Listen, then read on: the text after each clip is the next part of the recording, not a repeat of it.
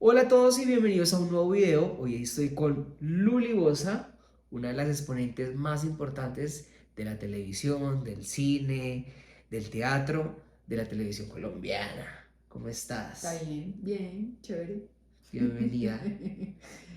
Luli, ¿cuánto llevas actuando? Tendría que decir que entre 36 y 37 años de carrera. Lo que pasa es que hay baches, entonces yo no sé si eso se cuenta o no se cuenta. O sea, sí, claro, has hecho un antes y un después de lo que es la televisión colombiana ahora, ¿no? Pues es que era distinto todo. Cuando yo empecé a hacer televisión era muy, muy distinto. O sea, las cámaras, nada más la tecnología era súper Todo distinta. esto ha cambiado, ¿no? Estas Exactamente. nuevas plataformas. Y yo grababa en Gravi, que yo no sé si la gente sabrá qué es esa vaina, que los estudios de Gravi donde se grababan todas las novelas, digamos donde está, se hicieron Los Cuervos, que fue cuando yo empecé. ¿Cuál fue ese primer personaje que te llamaron y te dijeron, ve, tú eres actriz, sirves para este No, personaje? yo llevaba estudiando un año de teatro y estaba terminando mi carrera como administradora hotelera en la Universidad del Impao. Entonces, me llaman para hacer un capítulo de Don Chinche. Y Luis Eduardo Arango estaba haciendo su personaje, estaba grabando. Mauricio Bermúdez era el que se da la cámara de todas las vueltas a Colombia. De manera un acróbata.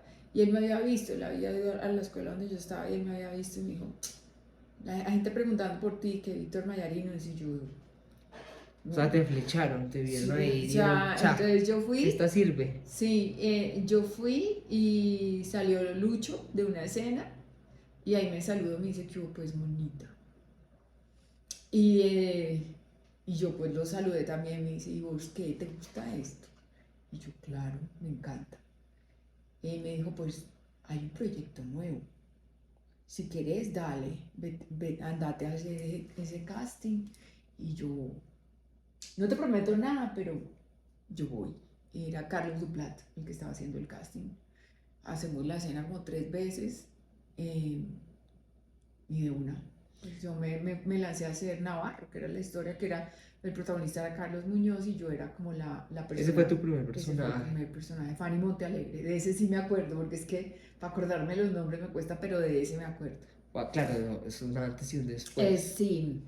Bueno, o sea, Luli, tú haces un antes y un después en la televisión, porque la televisión colombiana, pues entra los canales privados. No, pero eso después fue como, eso fue después como de 15 años. Y ahí como, ¿cuál es ese primer personaje con el que llegas a la televisión de los medios tradicionales que ahora conocemos como RCN, Caracol? Y bueno, ahorita bueno, están expandido y ahorita ya tus novelas han llevado a otros países, ¿no? Yo creo que estaba haciendo la última novela que se hace como la productora independiente que pasaba en los canales 7 y el 9, eran los Ujú. canales 7 y 9 y el 11, que era Que son las la... novelas que ahorita están repartiendo Sí, en Señal Colombia, ¿no? ajá, exacto. Entonces, trabajé con Sempro Televisión, que eso era de los curas, y Ujú. ahí hice Tiempos Difíciles, fue la última producción que yo por lo menos hice, que era, ¿cómo se puede? Análoga. Y Sí. eso que esa vaina se hacía, era difícil, era en Ambalema. Yo estaba haciendo teatro musical, que eso ha sido pues una de mis pasiones.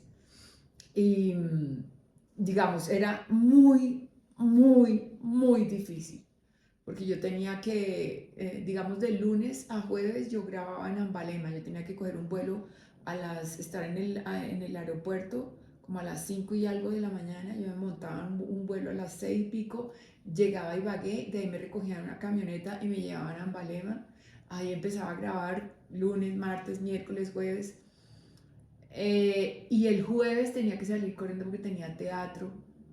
Entonces yo sufría mucho, salía vestida con los trapos de Tiempos Difíciles, me montaba en un avión y llegaba a Bogotá, no paraba casi ni siquiera en la casa y llegaba del aeropuerto al teatro a hacer funciones en la noche. ¿Y qué personaje tenías ahí? ¿Qué rol? ¿Te En Tiempos acuerdas? Difíciles yo entro porque era Braulio Castillo, un puertorriqueño que era el protagonista. Y el man, él y la protagonista, ay, pucha, ahí me van a matar. La esposa Claudio Cataño. Bueno, yo entro porque ella aparece, eh, porque piensa que el man está muerto y resulta que el man no está muerto. Entonces ella llega y a O sea, desbaratar eso es toda esa como esos vaina. remakes que estamos viendo todavía, de esas novelas, ¿no? Ella llega a desbaratar, no, ella llega a desbaratar todo porque ella le dicen que el man está vivo y se suponía que el tipo estaba Ok, muerto. El tipo vivo lo hace Pernía. ok, ok, Con él ok, yo hago ok, ok, escenas ok. con él, fue como las primeras cosas que yo hice con Pernía. Y de ahí ya llego yo allá y empiezo a buscar al man y no es el man. Ok. ¿Sí me entiendes? El man suplanta Ah, ok. al que era mi Tu marido, esposo. mi esposo. O sea, tú Exactamente. estás como un alma en pena buscando a tu Es, marido. ese personaje, el personaje, yo trabajaba como haciendo una especie de baile, danza de pole dance. La persona que trabajaba conmigo en eso era María Eugenia Dávila, que creo que fue de las últimas cosas que ella hizo. Interesante. Mm. ¿Cuál ha sido ese personaje que tú dices marcó un antes y un después en mi carrera? No, pues Ana de Negro, porque pues fue el primer protagónico, Danilo porque yo San. venía haciendo como personajes antagónicos, ¿no? Es que era una de la generación de Miguel Baroni, Claudia Grimaldi, que se murió después, Mario Ferro, Nelly Moreno, toda esa gente, Adriana Ricardo. Es que Es como una todas, generación de sí, como una actores camada, sí, sí, fuertes. sí. Patricia Hércole, yo alcanzo a ser gitana, o sea, yo empecé a hacer novelas después con Jorge Barón, que estaba súper pegado. Era Todo lo que como hacía Jorge Barón le estaba yendo lo súper número bien, uno, sí. exactamente. Entonces, digamos que ¿Eso era Push cuando, Televisión? no, Jorge Barón Jorge Televisión, Barón. Jorge Barón, con Punch, con Punch era La Posada, El hijo de Nadia, entonces, Vuelo Secreto, todo ese tipo de series, había mucha comedia. Mm, y con Ana de Negro lo que pasa es que esa novela inicialmente le iba a hacer a Amparo Grisales, pero había que, el casting tenía que dar muy chiquita y luego muy Muy grande. grande. Entonces era, pues yo soy menor que Amparo como 8 años, Sí. entonces digamos que Dabas. sí, Se podía lograr sí, y en esa época también lograr dar con las con las edades, dos. O porque ahorita sea, digamos hay nuevas tecnologías y pues se puede jugar con efectos visuales, mm, con maquillaje, pero en ese tiempo no no, y había además tanto. yo era muy nueva para Y hacer eras, una transición de 25 y 30 además años. de eso, hay algo importante en esa novela y para los que no saben, y es que en Ana de Negro salía tu Mi mamá. mamá salió ahí O los sea, ¿qué tan primeros. especial es eso? O sea, porque uno dice, no todos los actores tienen la oportunidad De de trabajar. trabajar con la mamá Mm, y también has trabajado con tu hijo Ángelo, más actual en enfermeras. O sea, sí. has tenido esa fortuna de Mm. lo que hace la televisión y la magia de la televisión de trabajar con dos personas importantes en tu vida. Pero ¿cómo es eso de uno encontrarse en el set con la mamá? Pues eso fue porque la historia, cuando yo la leo, es muy parecida a lo que era yo con mi mamá. Mi mamá fue una diseñadora por más de 40 años, una tesa. Ella cuando venían las Miss Universos, la ropa que le ponían a la Miss Universo era de Pat Primo. Mi mamá era diseñadora de Pat Primo. Y ella era la que vestía medidas, todo, y le arreglaba todo. O sea, mi mamá hacía mucho alta costura y también pues el diseño y patronaje de todos esos vestidos, ajá, que la señorita que viniera tenía que desfilar. Yo me monto en una pasarela a los 12 años a desfilar. Así O sea, empiezo que ahí yo. comienza tu vida también como modelo. Más o menos. Lo que pasa es que yo he sido más atlética que una garra, que eso se necesita, pero no. Bueno, le cuento a Mauricio Vargas pues que se parece mucho a la historia de mi mamá. Me dice, traigan a su mamá que yo la quiero ver. Y yo dije, pero ya no es actriz. Entonces ya él me dice, no, tráigala. Mamá va, la hacen leer una línea y dice, listo, ya me funciona. Y yo, pero es que no es actriz. Y yo sufro mucho con esa vaina. O sea, es mi mamá, como recuerdo es una chimba. O sea, saber que mamá está ahí y que yo puedo, no sé, en los O, anales de la historia, o mirar los sea, archivos, obviamente buscarla y la puedo está encontrar, ahí, exactamente. es algo como, Pero en el momento, mami saca la voz. O sea, yo era muy tenaz la vaina profesional porque yo no quería que quedaran mal las escenas. Entonces, mi mamá era una persona súper dulce, súper linda, súper, bueno, mijita, o sea, con voz de peladita. Mamá siempre tuvo voz de peladita. Y él me echaba del set, váyase de aquí, deje de joder, aquí no vengan los camarógrafos, todos me echaban. Eso, Chávez, así está bien, Isabelita, le decían. Y no sé, o sea, si yo miro las escenas, seguramente uno se angustia. Yo algunas escenas las vi, yo, ay, mami, tienes que sacar más la voz. Y después la llamaron para seguir actuando y dijo, no, pero yo soy diseñadora. Y no quiso o sea, seguir. que ese don estaba ahí, venía ya en el ADN. No sé si estaba en el ADN, pero si mamá hubiera querido, hubiera podido seguir, Mira, qué ¿sabes? interesante. Sí. Eso es muy chévere. Sí, pero lo que pasa es que ella, sí, la vaina de la estabilidad, ella siempre estaba buscando eso y era lo que ella llevaba muchos años haciendo.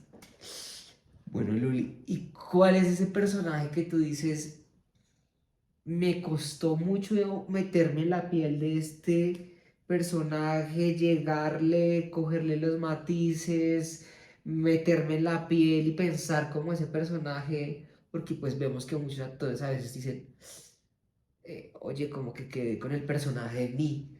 ¿Te ha pasado eso? No, no. O cómo haces Pero para no fue en televisión, personaje que me había costado muchísimo trabajo hacer, y se armó la mojiganga.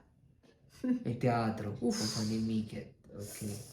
tenaz, yo era la muerte, yo era la única actriz que estaba en Sangos, empezando porque tenía que aprender a montar en Sangos. Curiosamente, lo primero que le enseñan a uno es a caerse y a levantarse en Sangos. Obviamente uno tiene rodilleras y todo, pero era muy difícil porque yo tenía que bailar, cantar y actuar en Sangos.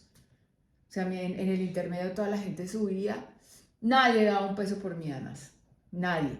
Yo sabía y yo lo oía, que compañeros y eso, no, o sea, yo sabía que nadie creía en mí, lo único que creía en mí era Jorge Triana. Eh, y, y ahí, ¿sabes? En silencio empecé a hacer, yo tenía en mi camerino, yo estaba, digamos, aquí estaba yo y había otro espejo allá y estaba la negra grande de Colombia ahí. Y yo calentaba todos los días ahí. Yo tengo los cassettes de Michael Jackson, tenía los cassettes de Michael Jackson, luego ya los pasé a CD, luego a MP3, sigo con ellos. Con ellos hago ejercicios de solfeo todos los días, sigo haciéndolo, así no esté trabajando, sigo haciéndolo. Eh, y con eso empiezas a ver que la voz se va fortaleciendo, porque digamos que el canto estaba, pero no la técnica. Entonces, Empiezas a desarrollar sí, otras yo cosas. ya había hecho otros musicales con el Teatro Nacional, yo ya venía a hacer gira de haber hecho cosas cantando, entonces digamos, pero digamos que yo estaba al frente, o sea, la muerte estaba ahí todo el berraco tiempo, éramos 12 actores, tenía escenas súper difíciles, una escena donde especialmente era con Jairo Camargo, y él era el diablo, y me tenía que quitar la capa a mí, eh, y man, era tan difícil que yo sí sufría porque me la arrancaba y yo me tambaleaba en los zancos. O sea, era muy tenaz. El piso lo pusieron con peche, no, peche. Era una especie de costal, de tela de Ajá. costal, para que yo no me resbalara. Y era muy jodido porque el hielo seco que salía por entre las máquinas mojaba los costados. O sea, las máquinas de hielo seco estaban en las patas del escenario, que de ahí salíamos todos y se mojaba. Yo me acuerdo de una noche, estaba el gordo Benjamín aquí y estaba, yo no sé, otra actriz acá. Y a mí se me fueron las patas así, con los arcos en espacata. Fue tenaz. O sea, me alcancé a agarrar de una de las varillas que había ahí, que de ahí subían y bajaban cosas de las luces y tramoya y vainas de esas. Pero ese personaje era, era un reto, era muy asustador, pero cuando al final yo salía, el público enloquecido, ¿sabes? O O sea, sea, se conectaba inmediatamente con ese mucho, personaje. sí, mucho. Bueno, ¿qué extrañas de Fanny Miquel? ¿Qué extrañas de ese teatro que se hacía antes y que ahora ha cambiado de alguna manera la forma en la que se hace teatro? Qué extraño la visión de Fanny, el atrevimiento de Fanny. Eh, Como que tenía muy claro lo que podía servir y no funcionar. Tenía cosas en las que ella creía, no te pones morado, porque eso, o sea, no existía el menor peligro que tú te pudieras vestir de morado para estar en una obra, o sea, ni de fundas. Creencias, creencias. Sí, tenía sus cosas en las que ella creía, pero digamos, la visión de cómo lo que podía funcionar, por eso era que era tan berraca, ella conseguía los dineros de todos los bancos, o sea, la gente le creía porque pues era una mujer que daba resultados. Ujú. Entonces, digamos que ese tipo de cosas, eh, extraño el Teatro Nacional, la castellana. ¿Con qué te quedas? ¿Con la televisión? ¿Con el cine? ¿O con el teatro? No, es que son tres saltos distintos. Porque es que en la televisión pues es la facturación del tiempo, ya hay que hacerla y no sé qué. Entonces digamos que hay cierto respeto por los tiempos, pero time is money. O sea, tienes que todo el tiempo estar funcionando, de que hay que hacer tantas escenas en el día, lo cual me parece a mí súper contraproducente. Obviamente que hay que respetar los tiempos, hay que producir, hay que entregar. Entonces por eso es muy distinto. En el cine ensayas un resto antes de lanzarte al vacío, ¿no? Una, otra. Hay procesos de ensayos. Llegas el día de la filmación. Bueno, ¿te acuerdas lo que marcamos? Se ensaya ya con las cámaras y eso, de acuerdo a lo que ya se había hecho en los ensayos. Y ahí ya te puedes lanzar con una preparación de días anteriores, digamos. Y en el teatro estás desnudo. En el teatro te lanzas y La estás gente desnudo te y alaba, tienes, te ve, exactamente, tiene el y tienes contacto tu face to y face. tienes que mantener, digamos, tú manejas las energías y el público está sometido en sus trabajos, en los transportes, a cosas muy distintas y tú tienes que Y manejar tienes que eso. darle un ritmo y todos los días es una Es una experiencia experiencia nueva. Eso es distinta, lo bonito y lo exactamente, mágico del teatro. exacto. Y el reto más grande es no perder el asombro, La que capacidad, es sí. una, que Que es todo y que lo perdemos normalmente como exactamente, humanidad, porque ajá. lo damos todo por sentido. Por sentado, sí, señor, así mismo. Entonces, digamos que es como, igual en el cine tú tienes que reaccionar, tienes emociones y todo, y lo has estado ensayando, pero es la emoción, digamos, el momento del cine es muy distinto a lo que haces en televisión. No sé por qué, pero es muy distinto. Bueno, Luli, tú tienes la oportunidad de cantar, bailar, Ujú. o sea, eres actriz 360 como se dicen por ahí. ¿Qué beneficios tiene eso a la hora de enfrentarse a un papel? ¿Te ha jugado en contra o te ha jugado en favor?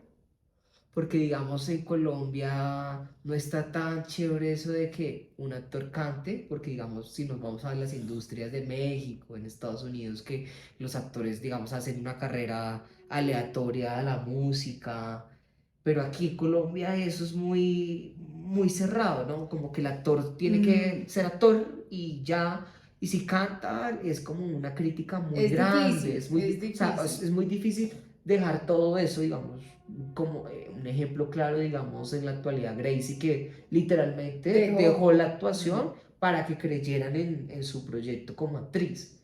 ¿Tú piensas que la industria en Colombia todavía le hace falta Sí. cambiar esos Mm. chips?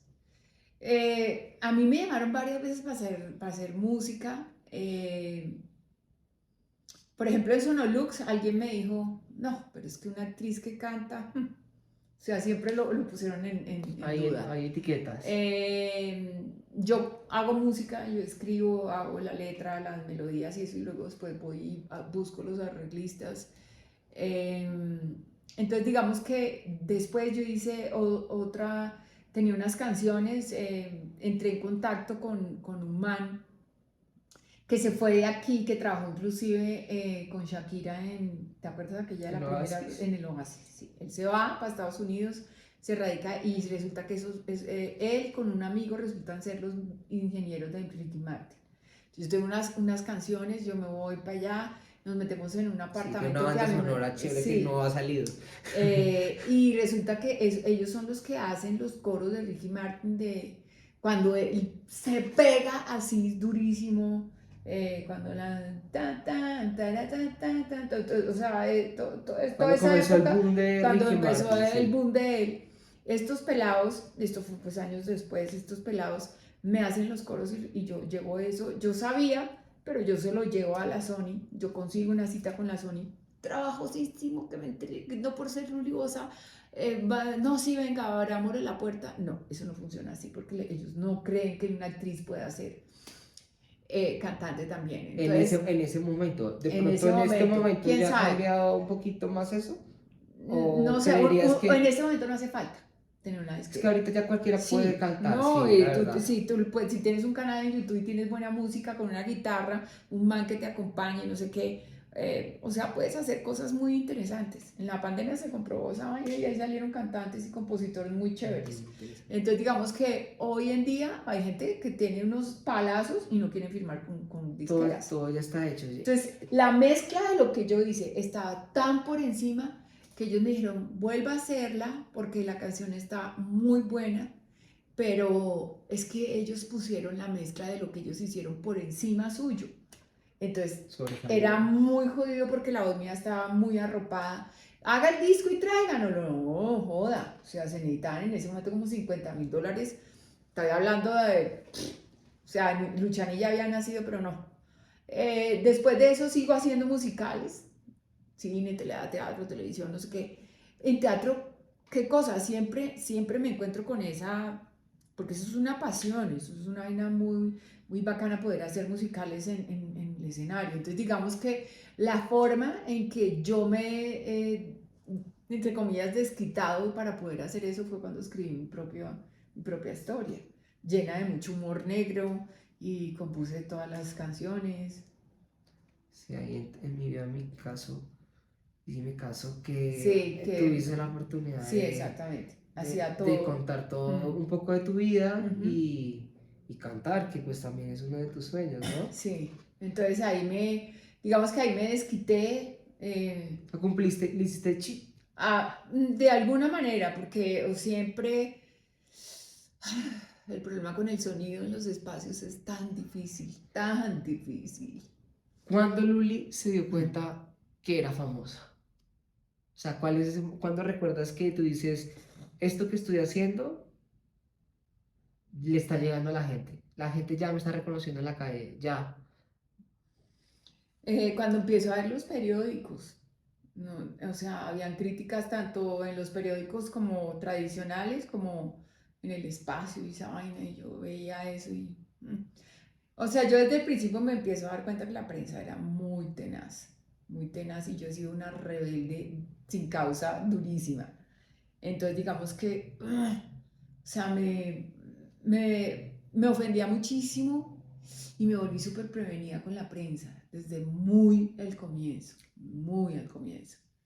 Entonces, digamos que te das cuenta por lo que escriben, por los titulares amarillos Amarillista, sí. y eso, Que a veces se deja de llevar la gente por sí. lo primero que leen y mm, no leen a veces hasta la noticia. No, ni siquiera, es que además que ni siquiera, ellos buscan una vaina que sirva de gancho, así eso no era lo Esa, principal, el mensaje no era ese, entonces ellos, y hoy en día lo siguen haciendo. como de aquí puede salir algo y Sí, convertirse en noticia, porque es como la nueva era de la nueva comunicación. bueno, pero no hay títulos amarillos. Bueno, eh, Luli, ¿cuál es ese personaje que ya tú dices, quiero hacerlo, me hace falta, quiero cerrar mi carrera actoral con este personaje, me hace falta hacerlo? No, yo que voy a querer cerrar mi carrera, eso no existe, el mejor personaje es el que viene. Ok, No, las villanas son muy chéveres de hacer. tiene una especial recordación. Yo siempre he sido Siempre como, resulta siendo las protagonistas al final. sí, hacer un personaje blanco de protagónico depende, si tiene carácter y si tiene como que no sea un personaje blanco, madre, que le pasa un vaso de agua ahí sin que ni calma la sed ni nada. Pueden ser interesantes, digamos, cuando son personajes berracos, que tienen valores, que tienen que luchar para echar para adelante. Esos personajes son muy chéveres como protagónicos. Son mucho más difíciles que los villanos. Los villanos tienen un sesgo muy específico, una manera de pensar muy específico y creen que tienen toda la verdad. Entonces son muy interesantes de hacer, digamos. De crear. Sí, exactamente. Entonces digamos que los personajes villanos y sobre todo si tienen comedias, es muy bacano. Entonces, si me dijeran, haz esto, a mí me encantaría hacer eso, hacer una cosa así. Pero si puedo cantar, bailar y actuar sería mucho mejor para mí. Un O personaje sea, que tenga uy, todos sus que matices, tenga todo. villano, Sí. cante, que sea Mm, todo, pues, estaría chévere, mm, interesante. mm. Luli, ¿qué consejo para terminar le darías a las nuevas generaciones de actores o la gente que quiere ingresar al gremio? Que, ¿cómo ves este gremio? ¿Qué consejo le das? Pienso que no hay una teoría. O sea, uno puede estudiar Stanislavski, el método, el Actors Studio, Lee Strasberg, o sea, Peter Brooks, o sea, todo lo que uno lee, pienso que uno no se puede casar con nada, que uno tiene que coger de todo y sobre todo que la vida le va dando a uno la experiencia para saber cómo puede alimentar un personaje. La base de esto es escuchar. Un casting no define quién es uno. O sea, Mm, porque es que la vida del actor si uno está casteando, está llena de rechazos. No tomarlo de forma personal es muy difícil, sobre todo cuando ya has llegado arriba. Cuando estás comenzando, pues uno dice, bueno, está bien. Y uno va y va y va. Am- a, mí- a mi carrera iba súper bien, pasó lo que pasó y ha sido muy difícil para mí, digamos, las retomas. Hay épocas en que estoy muy, muy bien, pero hay bajones muy tesos. He tenido 2 años en donde se me caen 20 castings y uno no Esa es la vida del sabe actor. exactamente. La vida del actor es Además, estar no que sí. expuesto al rechazo todo el tiempo, no tomarlo de manera personal. Uno sabe que uno hace un buen trabajo, pero un casting no lo define a uno, digamos. Entonces uno tiene que estar como muy seguro de lo que uno puede dar. O sea, como conclusión decimos que no se casen con ningún método y que sean más Hay que ser visceralcito de sí, alguna manera, es muy más honesto. natural desde la Mm, honestidad tuya, sí. obviamente desde la técnica, recibiendo la técnica Mm, y dándole vida a un nuevo personaje. ujú. Pues bueno, Luli, muchísimas gracias por contarnos un poquitico de tu carrera artística que está llena de premios, llena de cosas positivas, tienes un libro, tienes una familia perfecta. Bueno, ajá. Obvio, Sí, obvio, sí, hay que sí. decir que sí. Sí, sí, Uno sí. tiene que declarar. Hombre, Entonces, pues sí, tengo un ángel que es. un ángel grande. Sí. Entonces, Luli, gracias. Muchísimas gracias. Gracias, chiqui. Nos vemos en Chao. un próximo video.